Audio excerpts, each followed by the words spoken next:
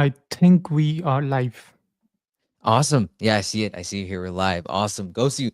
Awesome. First of all, really excited to be back here on another Spellborne stream, guys. I know we're just starting today. And look, there's a lot again. I feel like these little bi-weekly cadences that we do with these streams actually perfect because it allows us enough time to talk about updates. Again, I want to start off as always there, just honing in on the updates, and then kind of just expanding our way through this conversation today. But first, Ghosty, how are you doing today, man? What's going on? How are things? Good morning. Good morning. Things are going well. Things are. We're actually preparing for a lot of things this month. This will probably be one of our biggest updates, not in terms of content, but in terms of just the amount of things that we're pushing out.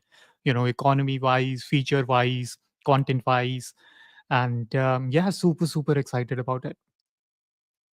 It's gonna be massive. And first of all, Ghosty, if you don't mind, right? I always wonder. I think about this take that you shared a very long time ago, right? And you said that you haven't even begun like the real marketing, right? Has that is that still true to this day? Have you not begun any of the crazy marketing plans you have yet? Yes, that is true. Primarily because we haven't started anything for Web2 marketing yet.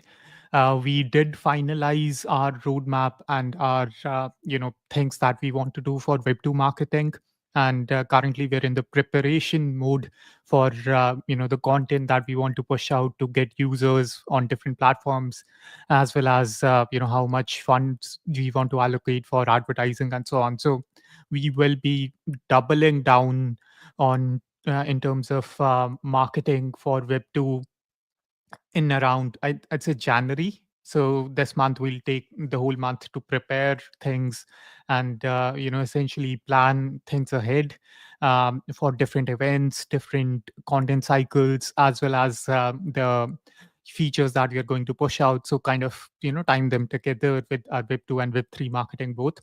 Essentially, what we are trying to do is since these markets are entirely different, like we might say that Web3 has players, Web2 might like trading, but the thing is that these two markets are vastly different. Like if we talk about Web2, they want a fun game, they want something that has a good experience, while Web3 wants good economies, they want interesting new things in the game itself.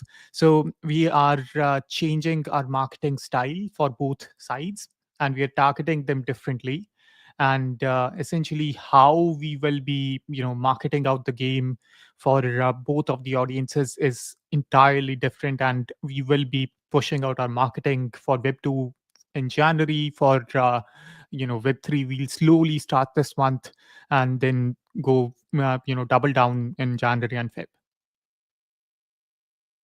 Man, January is gonna be probably one of the biggest initiatives, at least from the entire NFT space, because I hopped on so many spaces this past month, and everyone's talking about Q1 next year, Q1 this. So yes, I'm very much excited. I just want to pivot a little bit here. I see a lot of people joining the conversation today on both YouTube and X, guys. So I appreciate everyone here that's tuning in into the live stream just right now. And don't forget, guys, for the people on Twitter, don't forget to repost the stream link. You can also leave any questions or comments you guys may have on today's stream in that little chat box right there, right? But look, I'm ready to dive all the way in with Spellborne, and as always, catching up with Ghosty.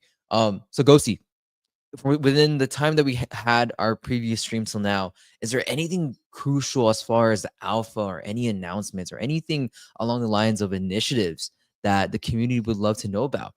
Please go ahead. Yeah, actually, the past two updates were huge. So this week and the previous week. So I think our last stream was around 27th of November. So since then, we have pushed out a new location. We have pushed out, I'd say, 7 new monster designs. We have added a lot of smaller improvements to the game, as well as we are, another announcement related to the token itself, which I'll kind of talk about in depth after this. But essentially, it has been a very busy month for us until now. And I can show you some of the examples of what kind of features that we've pushed out. So if we, for example, look at the squads. Right now, if we look at how many monsters a user can carry, it's just the maximum is 5. Ooh. And Yeah. it can be very very tiring for many players too, because they're focusing on multiple monsters at once, and this multiple number can be greater than 10. So what we did was we added squad presets, and essentially what you can do is you can save your monsters into a preset, and then it changes your squad instantly, so you can keep Ooh, these okay. here, and you don't have to go back to the daycare again and again. And this way you can kind of go, if you're training certain monsters, you can do that. If you want to feed up to 15 monsters at once, you can do that as well. Basically, kind of user experience improvements.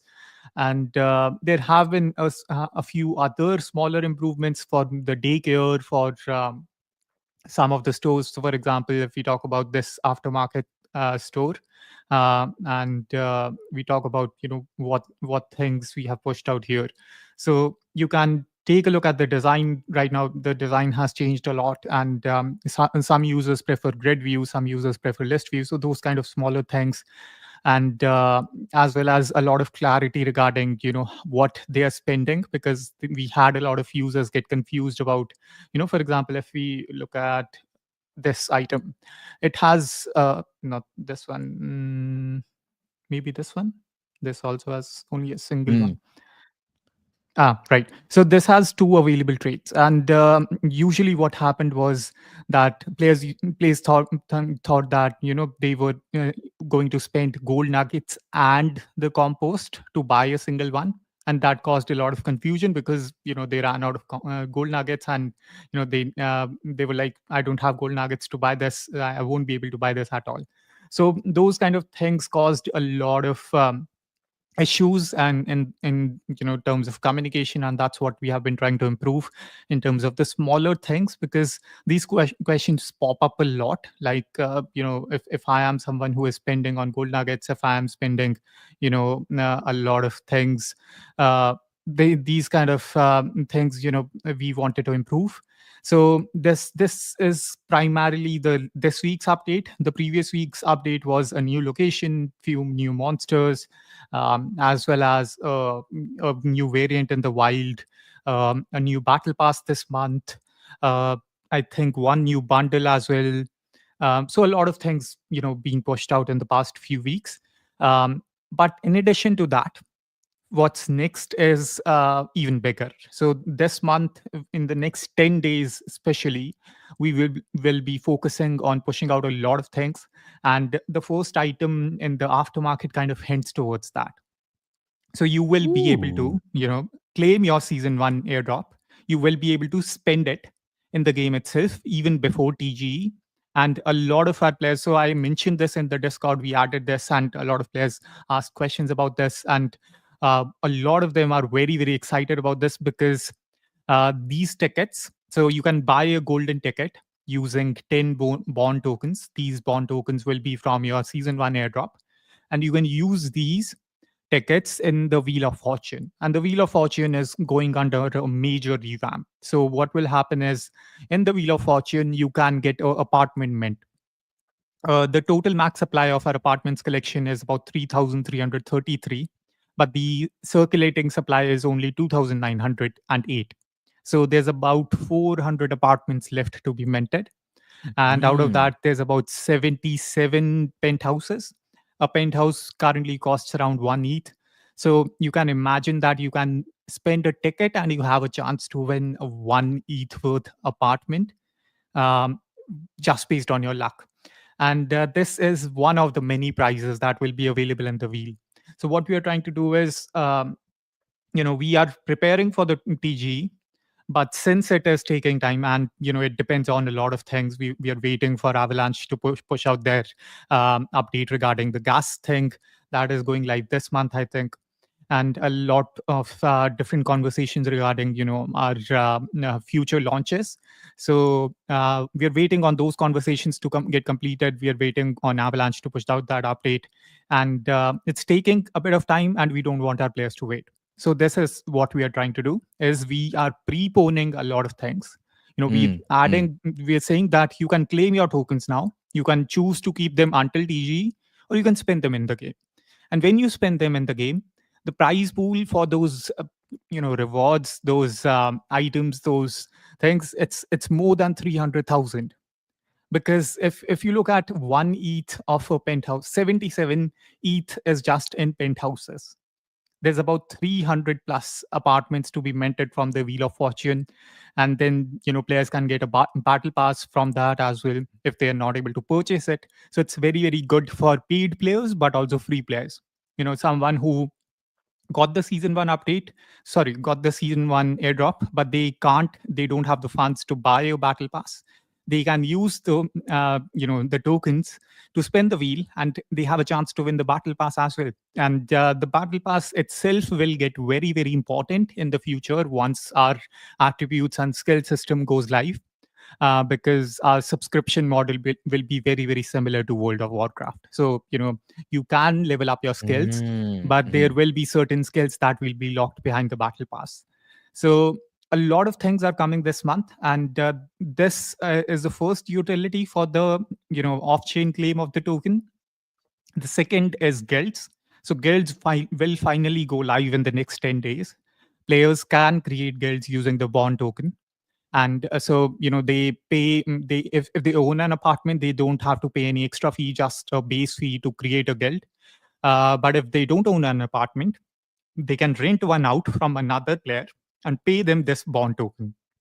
mm. So renting will go live, guilds will go live, custom tournaments will go live, golden ticket for the Wheel of Fortune will go live. So a lot of things are going live in the next 10 days. And this is just the beginning, because a lot of other features that we have been working on, for example, the mobile launch for iOS and Android, that is also finally has gone into testing. And our heroes, so about 15 to 20 players are already testing those apps out. And we are trying to push it out to our holders this month. And a lot of things, so all these things going live this month alone. And next month in January, we double down on Web2, because once the apps finally go live to public, we'll double down on marketing, and our marketing will be very, very different from what you have seen for most Web3 games.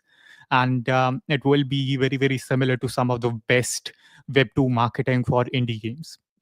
Whew. Man, I love this. I love this, man. There's so much. This is only 15 minutes in, guys, and we're already getting all this alpha. Um, okay, just to reiterate a few things, and I have a few questions regarding some of them. So, when it comes to the Born token, go see what are currently ways right now that players can start preparing themselves ahead of time to start gathering points prior or pre God, I can't even speak right now, prior to the TGE, right? What are some ways that players can essentially start racking up, early points to get ahead of the TGE? Is this something that you can share? So it's up to the players themselves. When we talk about the bond that they will be able to spend is from the season 1 airdrop. Essentially, what happens is players can claim their airdrop, they can spend their tokens, and they have a chance of getting bigger rewards. Essentially, it's like either you wait for TGE, or you can choose to spend them and have a chance at bigger rewards. And these bigger rewards essentially help you earn the token in the future, because you can win an apartment and then you can basically rent it out to someone else. And that will kind of start a kind of a secondary earning for you, because now you have an apartment in the game. Now you can rent it out, and other players will pay you the bond token in the future, or whenever the guild system goes live. It will actually go live with the claim itself. So a lot of these things are kind of converging together. And if someone wants to prepare, what they can do is they can keep an eye on the announcements for this in the next 10 days. Once they claim their tokens, they can either choose to wait until TGE, or they can choose to spend it. They can choose to participate in guilds and essentially collect rack up items by participating in guild systems, rack up items by participating in tournaments, because once TG happens, all the things in the game are tradable, and this opens up Mm. the game to open markets, and essentially every monster that you have captured becomes tradable. And there are players that are willing to spend in the game rather than grind, because what they want to focus on is get good monsters and just straight away participate in PvP and win the token rewards.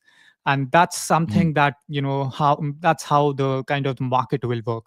Essentially, in the future, the token earnings will purely become skill based. So if you're a good player, you earn the token from either tournaments, custom tournaments that we run, or guild wars, and so on. And the free to play players who are not that good at playing, or who are not willing to spend in the game that much, but they still want to earn from the game, they can grind in the game, they can get good monsters, and they can sell these monsters to other players. And these monsters, if they have a good innate or good stats, it becomes very very valuable. Or the the cosmetic monsters, the ones with the hats that we release on a monthly basis. So there are a lot of things that a player can do. And once our skill systems go live, this will kind of mix up a lot of other things as well. So all of a sudden players will be able to grind a lot more and in a meaningful way. Players will be able to rack up items, because a lot of players right now, they face the issue of not having to items in the game itself.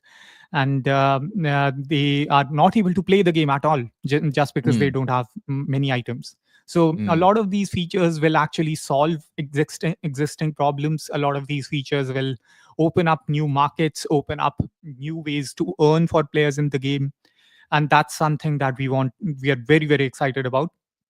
And in addition to the guilds themselves, so I'll quickly compare on how the guild system will be useful for the players to earn things.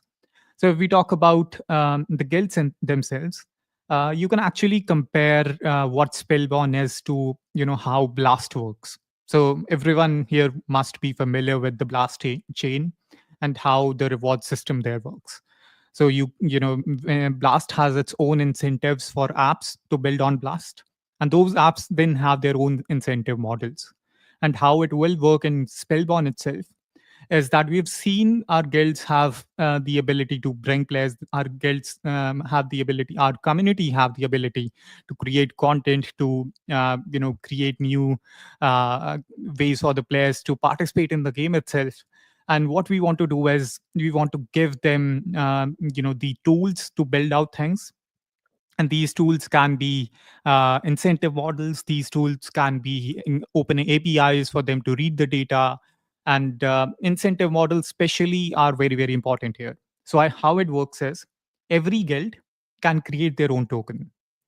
This is very very similar to how it happens for dapps on Blast. So every Blast dapp can create their own token, and they can provide that token as rewards to their members. In Spellborne, guilds can provide these tokens as rewards to their members. That is the layer 1 reward. On the baseline, we have our own base rewards where the bond token is given out as rewards. Mm. Mm. So now it's multi-layered incentives, and it's not just up to us on how much the game grows, but it's also up to the guilds themselves. Because what we have seen is our guild system didn't go live for the past 4 months, yet we have 5 to 6 guilds that have established themselves among the community, and they have already been pushing out a lot of features, a lot of content. And what matters is that for a lot of indie games, it's all about the community. And that what better way to provide access to a community than giving them the tools to create tokens, giving them the tools to manage that community. And that's what we are trying to do. So you can either create a guild around a meme that becomes a meme coin. If you can create a guild around a specific in-game kind of ability, and then that guild can focus on that ability. You can create a guild around PvP, you can create a guild around farming, And these guilds can then establish themselves in the economy, and multiple economies, multiple smaller economies will then be interacting in the game itself. So that's how we are planning to expand Spellborne when it comes to Web3. And this is just Mm, Web3 alone. I'm not talking mm, about Web2 at all. This is just Web3 alone, where players can participate in guilds. So, in short, if someone wants to prepare for TGE, join a guild, claim your tokens on the season one airdrop this month, then choose to either use those tokens, and you can use them in multiple places. So you can participate in tournaments and you can actually increase your allocation if you win those tournaments, essentially. Or you can spend those tokens on the wheel of fortune and win apartments or battle passes or in-game items and so on. So there are a lot of ways for the players to spend. They can either choose to kind of take a risk and increase their allocation, increase their rewards, or they can wait for TGE. They can participate in guilds. In guilds there will be resource sharing, so now they won't run out of items. mm, In addition to this, they can participate in custom tournaments where they can pay a fee to enter and win bigger rewards. These custom tournaments are run by players. In addition to that, our skill system and attribute system should go live by end of this month, where they can kind of grind up more. And what will happen is at the end of all of this, when TGE happens, the player that has the most amount of monsters, or most amount of good monsters that are worth trading, they will be earning a lot more compared to the players that are just waiting for the airdrop. So it's all about taking action. So either you can wait, or you can take action, take risk in the game. And that's why season 2 is all about risk and reward. That's where the name comes from. I love this. First of all, I love this comment from, I don't even know how to pronounce his username, but he said, "Can I pay child support with Born?" Um, this is exactly what I was looking for. I also see Frenchie in the chat.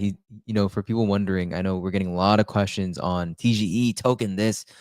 So more info about tokenomics will be released closer to TGE, right? So definitely just keep an eye on for that. But Ghosty, man, yet again with the alpha, this is the type of stuff that I love just expanding on, right? Previously, Ghosty, in your previous takes, you mentioned that the goal is to tackle open markets, wider markets, right? Where exactly do you see Spellborn heading towards to when you mention this, right? Is there like an audience that you feel like you haven't tapped into yet, a market you haven't tapped into yet? And if so, what are those markets? So if we talk about open markets, till now Spellborn has been all about you know a single player experience. We call it a MMO, but players have had limited access to multiplayer interactions. What happens is when the token goes live, everything becomes tradable. So all of a sudden, there are so many monsters that are tradable, but there are also so many players that are interested in buying those monsters out instead of having to grind, because the game takes a lot of grind. It takes a lot of time to level up your monsters. What's essential is a lot of players have different roles to play in the game economy. So if I'm a free to play player, what I can do is I can, take a good innate monster from level 1. I can grind it up to level 21, level 50, and then I can sell it in the market. That's it. I can just play that role. I can essentially earn from just playing the game. So that's what the real, essence of play to earn is. It's all about demand and supply, and players can play different roles in the game. That's the first thing. And these roles can be growing crops, these can be grinding monsters, these can be mining, these can be fishing, these can be that's why the skills system will kind of take the game to a next level. All of a sudden the game turns from a single player game to a MMO. Now you have skill trees to grind. Now all of a sudden all your items are tradable, all your skins, all your monsters are tradable. And it becomes very very attractive for a lot of players who weren't really interested in the game, just because they had to wait for months to get their airdrop. Now what they can do is, once the TGE happens, if I am playing, I get a good monster, I don't have to wait 6 months to, earn from it. I can just list it on the marketplace, have someone buy it, and that's it. I have earned from the game itself. And those, players can buy these monsters, players can buy these skins in the bond token. So that's the first thing. The market opens, and all of a sudden, players have different roles to play, but the real essence of play to earn goes live. That's the first thing. Let's now keep that aside. Now we talk about players who weren't interested in the game just because, you know either they felt it was limited, they felt it, the game had too less items, because this was also one of the complaints that we received very very early on, is that it's very very difficult to get items in the game. If someone is, not spending in the game, and they are just playing the game, all of a sudden they run out of items. They don't have health packs, they don't have crystals to capture monsters. What will they do? So this is where the skill trees come in.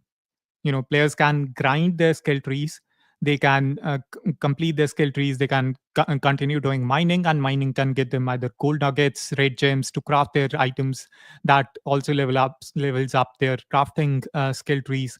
But essentially the goal here is that we are trying to solve all those problems that caused early players to leave the game, so that they would come back to the game itself. So now we are Mm, focusing on, the first set was players who want to earn from the game, but they didn't want to wait for months. Now, once TG has happened, it will be possible for them to earn instantly. The second player set is the one that left the game because they, felt that they lacked items and they didn't know what to do. So this player set has also been handled.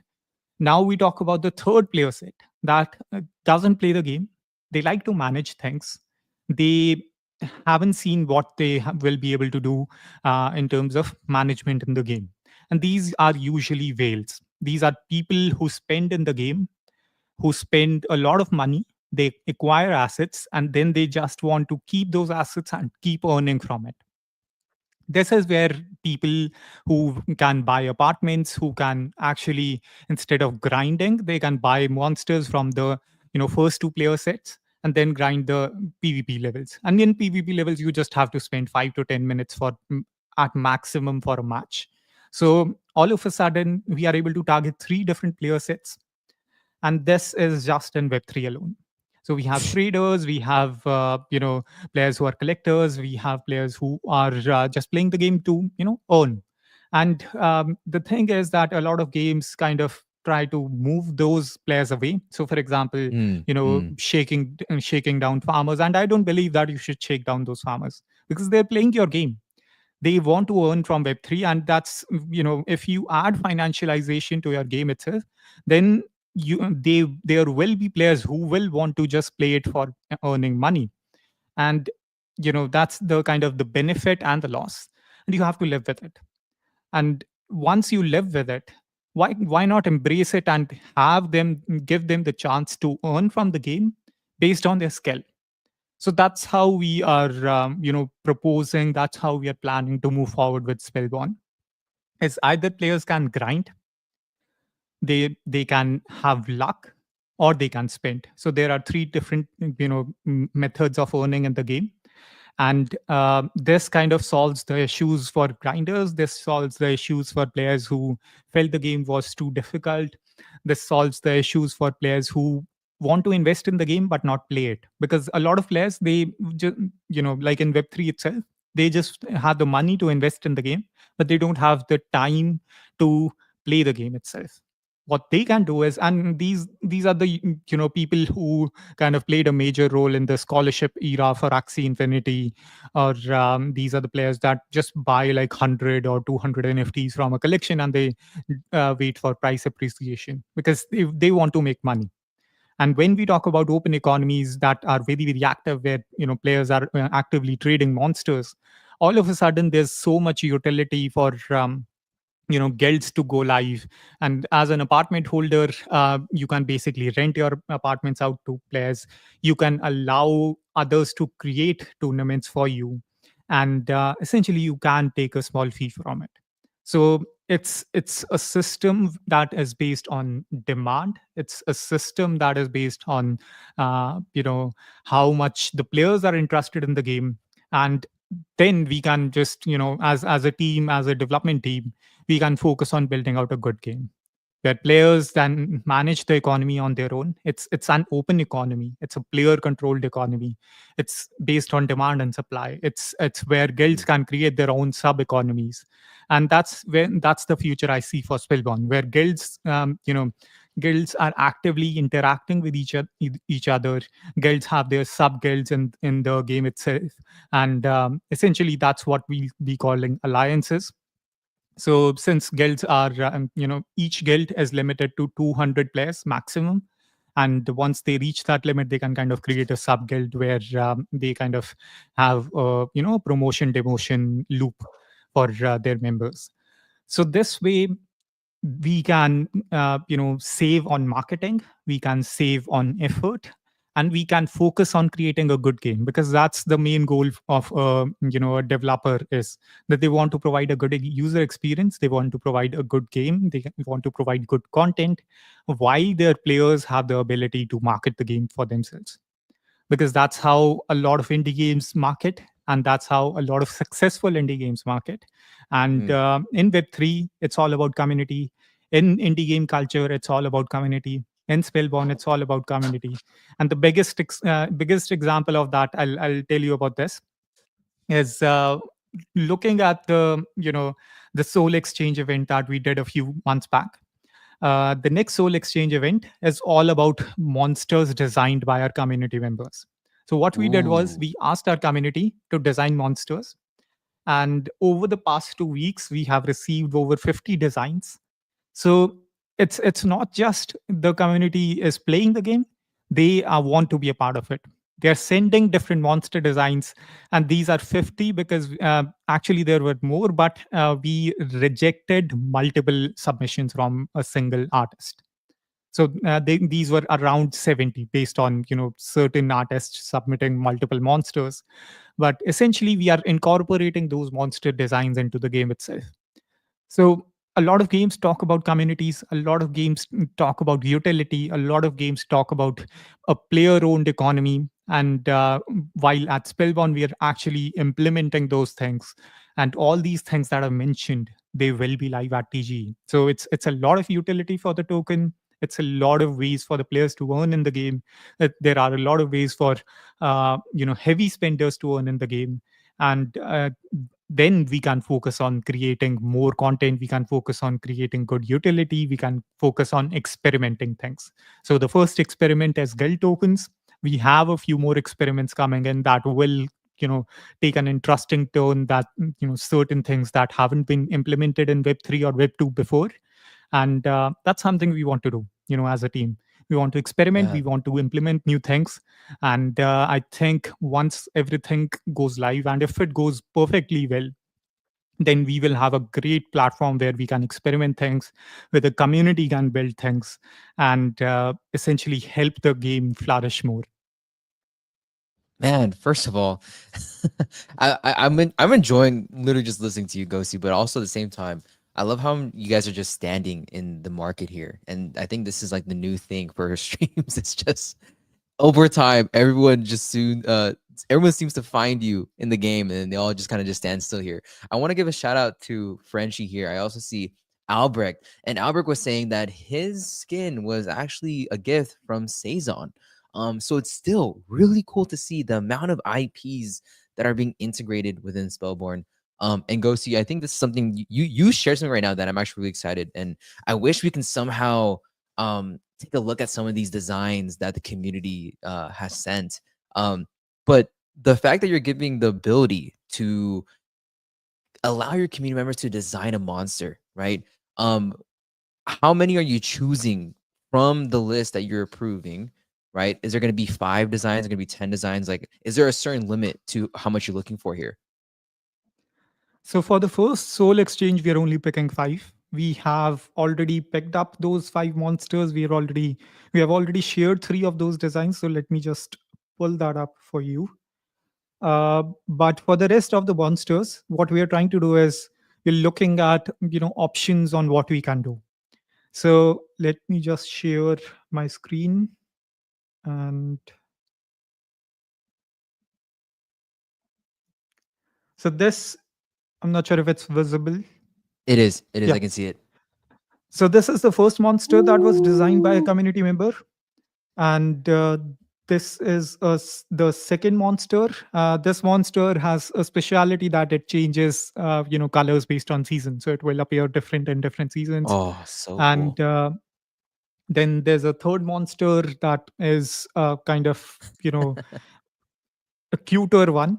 But essentially, what we have focused on is allowing our community to implement their own designs in the game, giving them actual control over, what is visible in the game itself. Because what we want to do is make sure that, this becomes a truly owned community game. Like we Mhm, want mhm. community to, we want our player base to manage the economy. We want to our player base to handle the economy, be able to create their own sub economies in the game, where certain tokens of certain guilds can be traded for certain items because that guild has a lot of those items in its treasury. So those kind of things. And in addition to that, so this is about creating monster designs. But we are not limited to that. We have seen a lot of skins in the game. What we'll be doing next is guilds will be able to sell their own skins in the in-game store. So these are not secondary purchases, these are primary purchases. And what they can do is, uh, so they can design a skin, they can talk to us, they can get it listed in the marketplace, and players can spend either gold nuggets or the bond token or that guild's token to buy that skin. And it will be kind of a limited sale, and this way players can sell their own skins in the game itself. These are primary sales, not secondary sales, mind you. So secondary markets Wow. will still exist, but we are giving the players the ability to sell skins, emojis, skateboard skins, loading screens, monsters in the game itself. So a lot of things are available for the players to do in the game, and this way we are able to kind of save a lot on our end, frankly. Like we don't have to create so much content anymore, but also give the players the pride, the ability to actually be a part of a good community, be a part of the a game that listens to them, be a part of the team that listens to them. And that's why I always say that our community is like another team member essentially, because they provide so much feedback. If they see a bug, they just ping me, Ghosty, you have to fix this one before if anyone else experiences it. Then they create content, they create community run projects. We've already seen two wiki style websites go live. There are a few more that are waiting for open APIs. But essentially, our community is very, very active in terms of participating. Our community is very, very active and interested in the game itself, and they want to see the game flourish. And what we want to do is give them the tools to make that thing true. So that's our goal, and I think we are moving forward in a very, very good manner. And based on the community feedback, based on the feedback on features, on the monster designs, they seem to love it. I see we're getting some comments in the chat. People want me to shout out. I see Dwong. Shout out Albrecht. I already gave a shout to Albrecht. I see Santo down there as well in the game. That skin is sick, bro. And go see. I also just want to bounce off from what you're just saying, right? Well, first of all, you covered the skill system, the skill trees, and everything along those lines. I'm curious, will any interaction as far as improving or growing your skill tree, will this somehow in return result in gaining born tokens, right? And will born essentially be almost in every single like on-chain activity as a reward? We'd love to know your thoughts on that. So not directly, and it will be available indirectly. But essentially, you look at it this way. If we want to, for example, if someone focuses on the hunter skill, or whatever we are calling it in the end, but it's being called hunter internally right now. It's all about catching monsters. It's all about getting good at catching monsters. So what happens is when you kind of level up your skill, you gain abilities, and these abilities, these are based on professions. Whenever you level up, whenever you reach a milestone, you'll get a choice. You can choose between two different professions, and those you get a boost or a benefit based on whichever profession you choose. So for example, if I am uh, you know kind of focusing on hunting, I get a profession in hunting where I can see the gender of the monsters in the wild.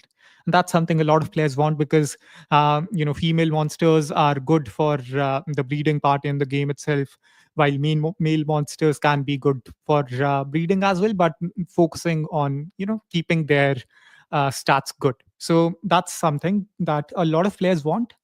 And essentially, they can grind for it. So if I reach a certain level in the hunting skill tree, I can essentially start seeing the gender of the wild monsters in the game itself without even capturing them. It saves me a lot of time. And all of a sudden now I can choose which monsters I want to capture, which I don't want to. And this saves a lot of time for me in terms of grinding. And now I can focus on which monsters have a good innate, and you can kind of guess that based on the HP and SP stats they have. And once you capture them, then you can sell them. So it's essentially that's how it will be working, is that you improve your skills and you get different abilities, and those, based on those abilities, you save time, and time is money. So time, the time that you are saving, you're able to spend that on improving your monsters, which you are able to sell. And Mm. when you are selling those monsters, you're getting the bond token. So it's not directly, but it is indirectly affecting how much you earn in the game.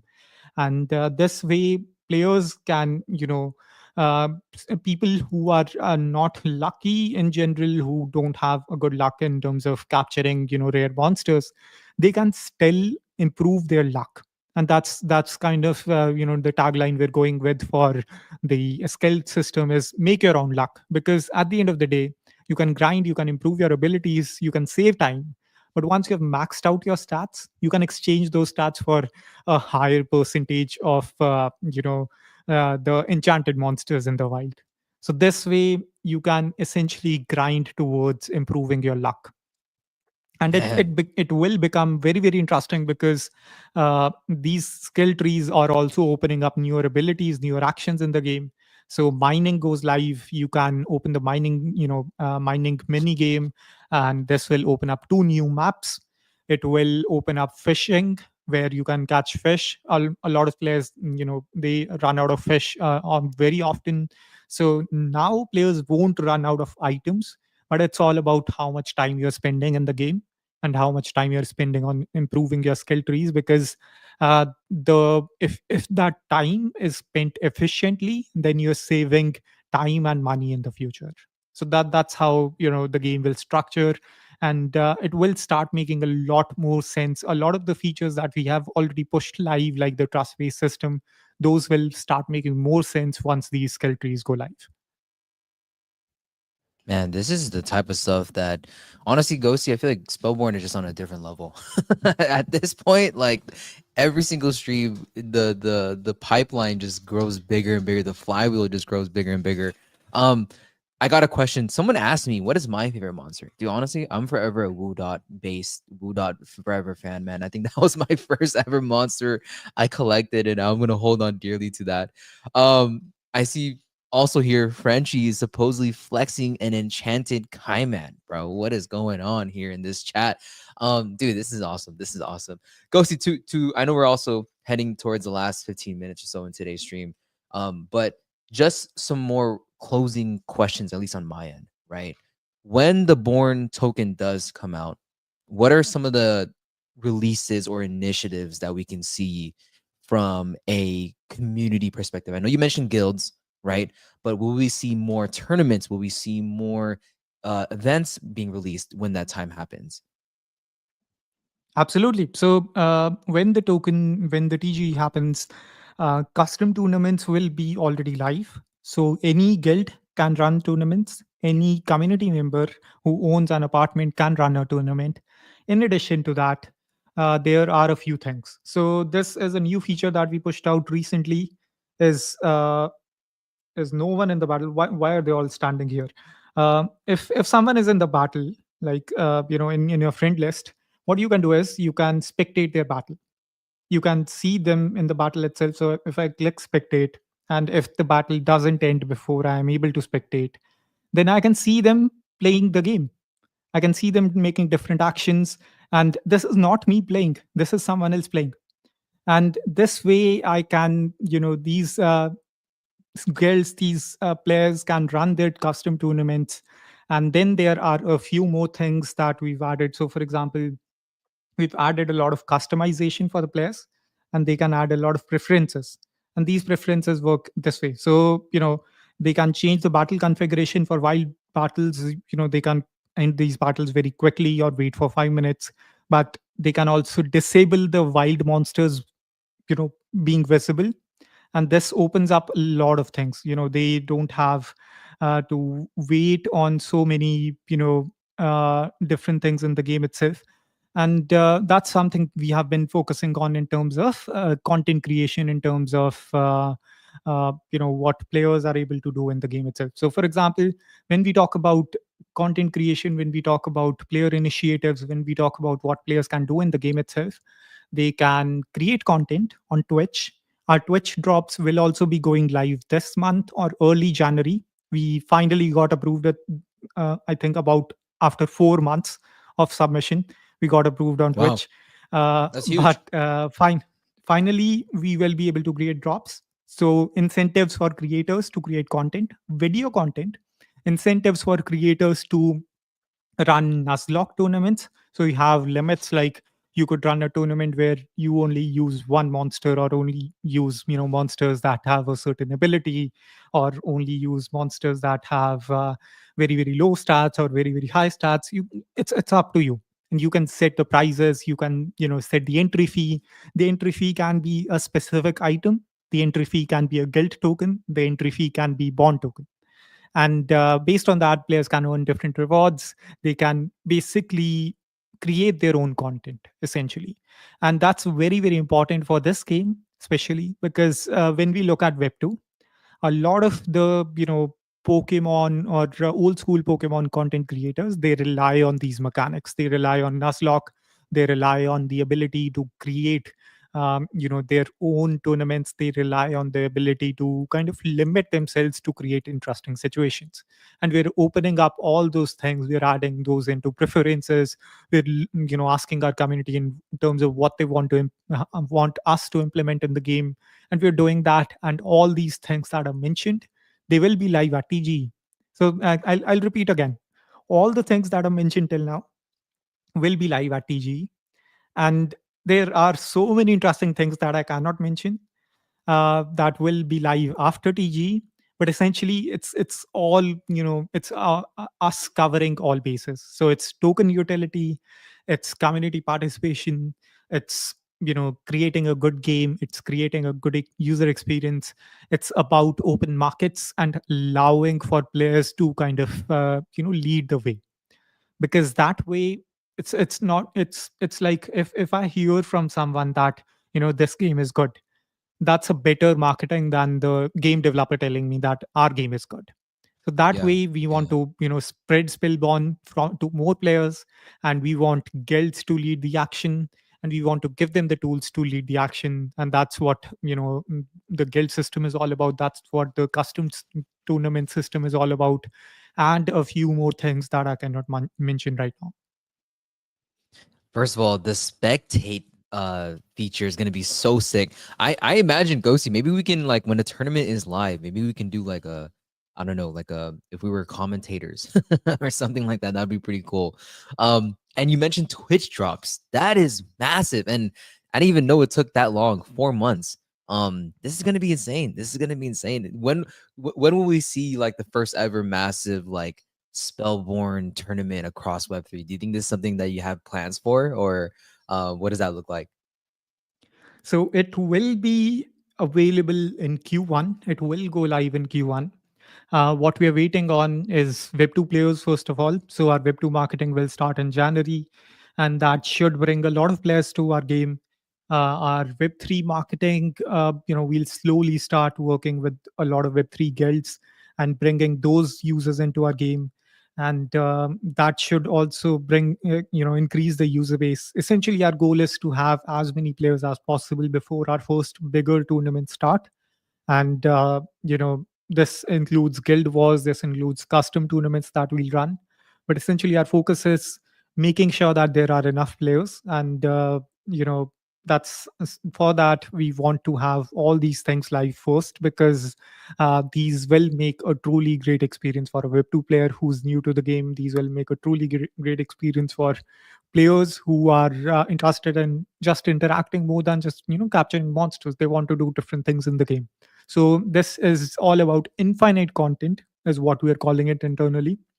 You can grind the game to an infinite level. You can grind the skill set trees, all the things. And you can then create content based on the nuzlocke mechanics that we are adding in the game. You can create content regarding tournaments. You can do all sorts of different things. And that's the main purpose. You don't feel limited inside Spellborne. That's the main goal. Man, this is exactly what I wanted to hear.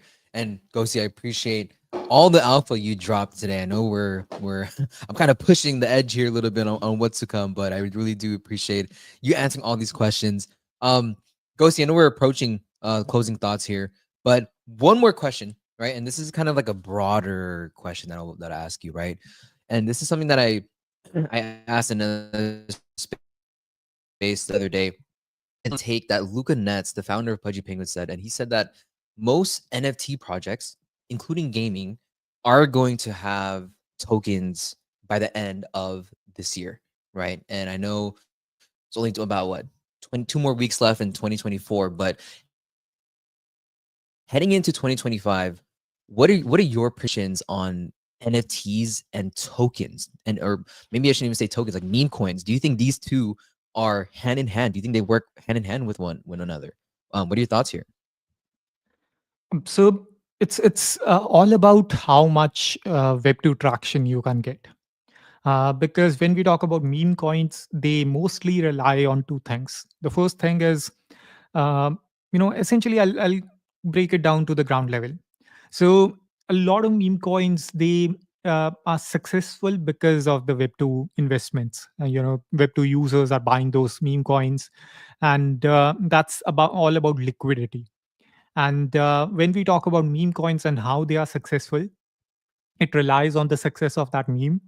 And if that meme is very, very popular on Instagram or TikTok, and someone who is, not directly involved on a regular basis in Web3, but they buy meme coins sometimes on Binance, because on a personal level, when I talk to my friends from college, from school, uh, my friends are not directly involved in Web3, but they still buy meme coins on a regular basis.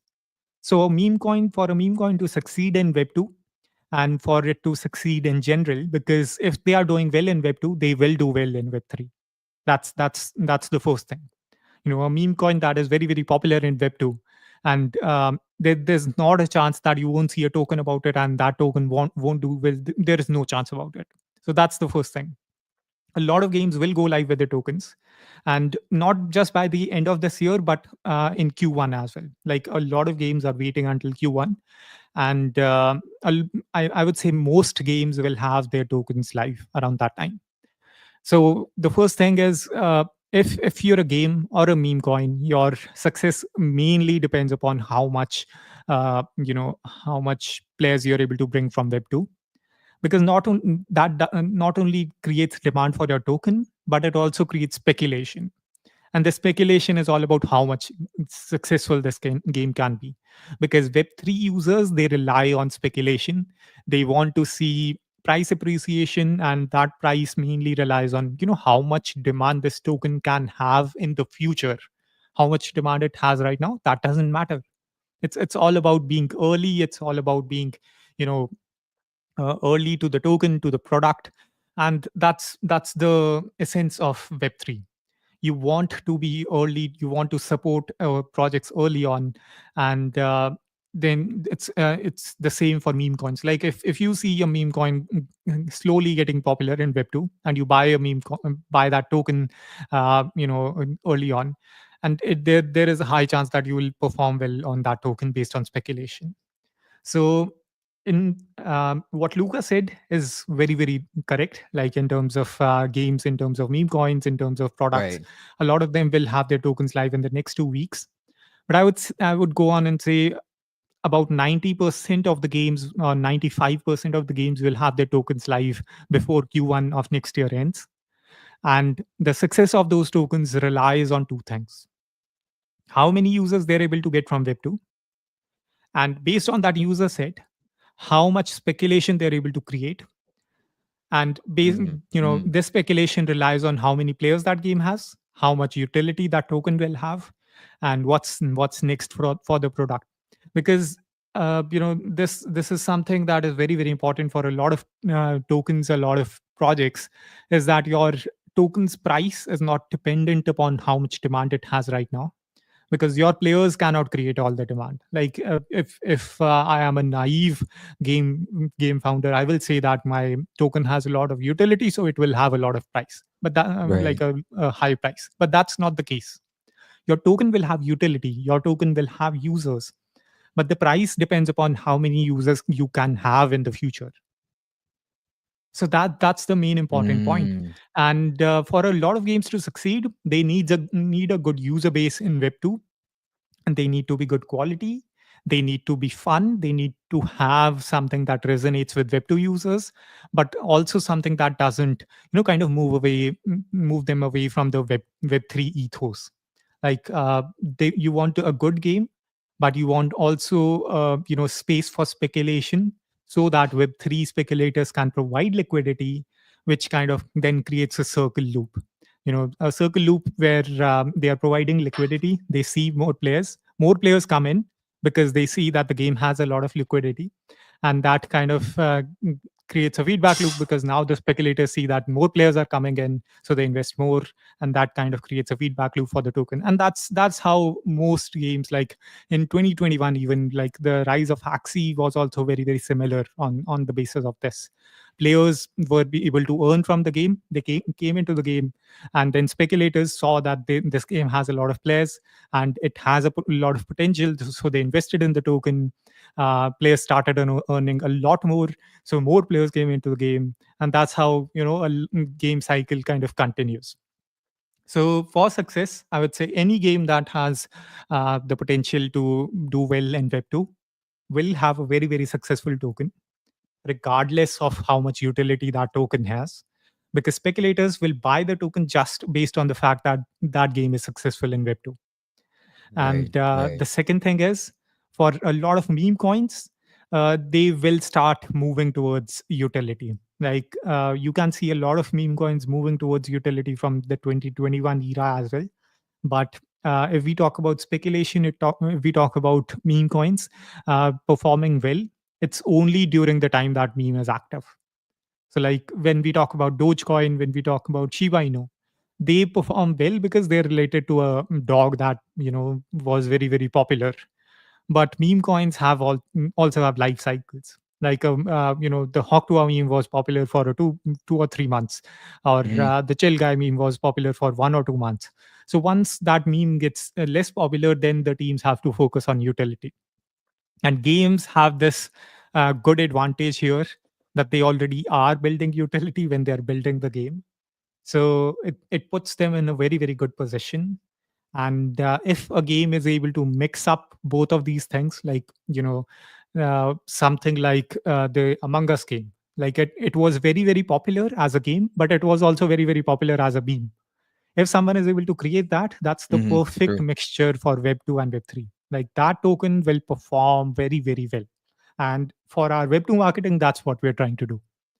Like essentially, we're talking to the community, will create content that will perform well in terms of Web 2 eyes. We bring those users into our game, and we teach them new things about the game with absurd differentiations. For example, you'll see a random Mhm. reel. I'm sharing content regarding a single reel. We have like at least 15, 20 already planned, but I'll give you an example. So the content will start as follows. Uh, do you have any children?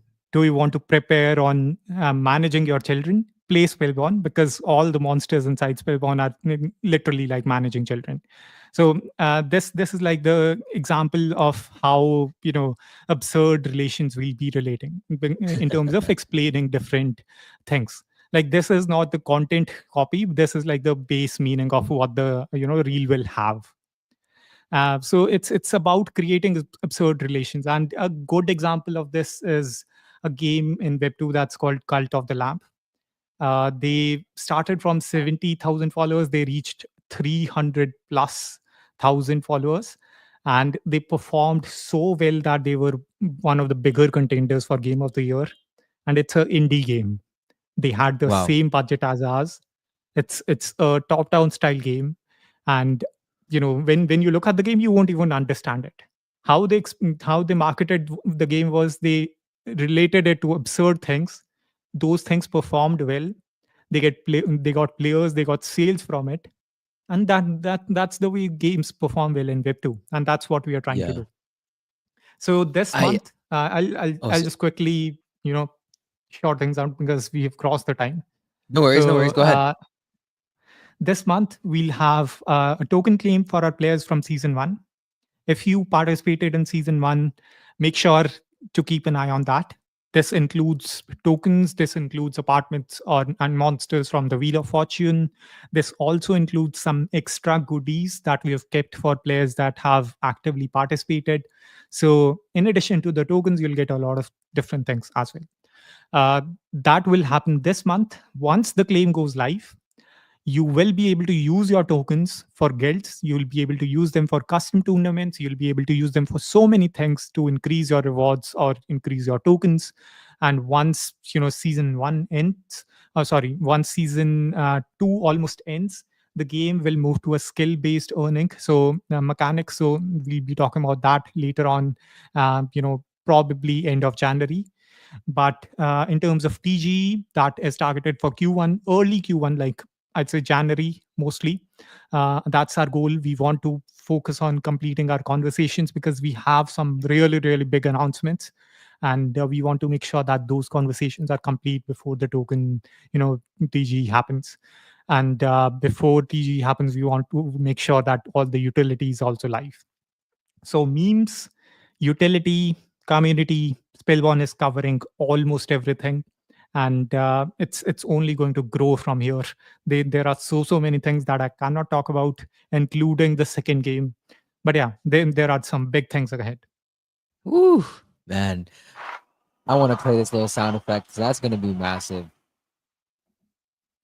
Yeah, guys. First of all, I know we're 2 minutes, 3 minutes now over the hour here. I appreciate everyone that tuned in today's Spellborn stream. And like I said, there's so much alpha in every single time we host these. So Ghosty, thank you so much for your time. Just a quick little side note, I had to look up Cult of the Lamb really quickly as you were speaking about it. And immediately off the bat, I got the immediate feel of what you're describing, like this memeified IP almost, right? But I'm looking on Steam, 81,000 reviews, and it's sitting at a 5.0 star rating. That says a lot about a game, right? So, again, just want to make that as a side note. But to everyone that was watching today, guys, thank you so much for tuning in today. And yes, like what Frenchie just said in the chat, Spellborn is the alpha. Do not fade, right? So, Ghosty, thank you so much for your time, and to everyone here listening and watching. I appreciate everyone's time as well. Guys, do not forget, follow Spellborn on Twitter. You can also subscribe to the YouTube channel, right? And we will see you guys at the next stream or space. And have a good one, guys. Cheers and peace out.